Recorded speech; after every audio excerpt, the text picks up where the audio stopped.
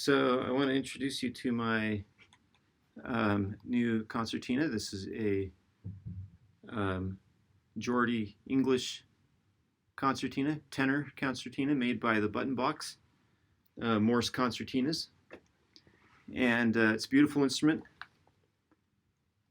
I remember when I was young, back when the Sears catalog was actually still a thing.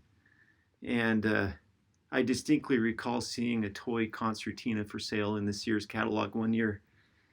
And I don't think I'd even started piano lessons yet, but I just remember thinking, oh, what a funny looking instrument. And so it's been kind of delightful to get to know this instrument now, many years later. It has some characteristics that actually attracted acousticians in the late 1800s. Who, in giving demonstrations, tuning demonstrations, would sometimes travel with 3 or 4 concertinas, each tuned a little differently, to demonstrate the effect of tuning. There are still people that tune concertinas in various types of historic tunings, and I think that's a wonderful tradition that's being kept alive somewhat in the practice of this instrument. I decided to have this concertina tuned according to the acoustic properties of sound itself, which that kind of tuning we call just intonation, when the sounds relate to each other in mathematically simple ratios instead of our standard tuning that's very complex. You can actually hear, this actually has a dramatic effect on the way you hear pitch.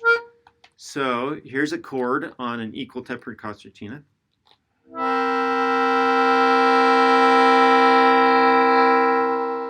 It probably sounds pretty normal to you, pretty typical chord. If we compare it to the same chord here,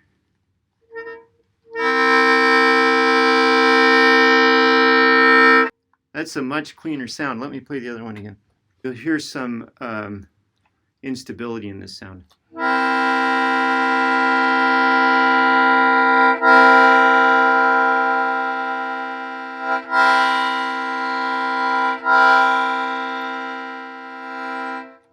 There's different wobbling at different rates, different speeds of wobbling in that sound. Well, here,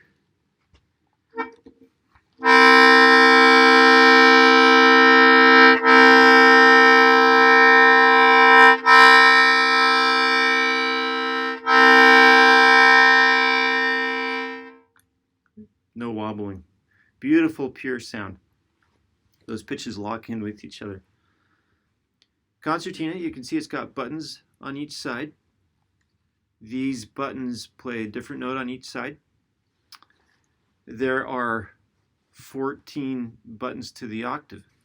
In a standard tuning of a concertina, the E flat and the D sharp would be tuned to the same pitch, and the G sharp and the A flat would be tuned to the same pitch.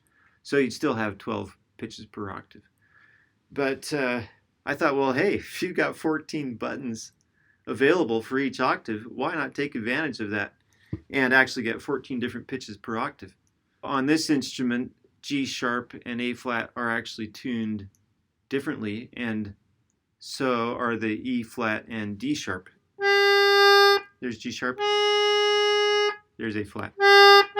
2 different pitches. Another characteristic of the concertina I decided to take advantage of is the fact that not only are there 14 buttons per octave, but a different reed gets played on whether I'm pulling the instrument out or pushing it in. So this note, for example, that's one reed. Here's another reed.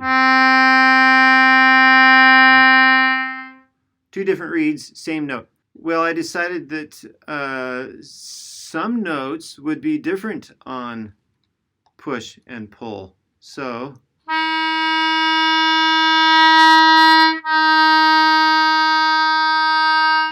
you can hear that very slight change of pitch.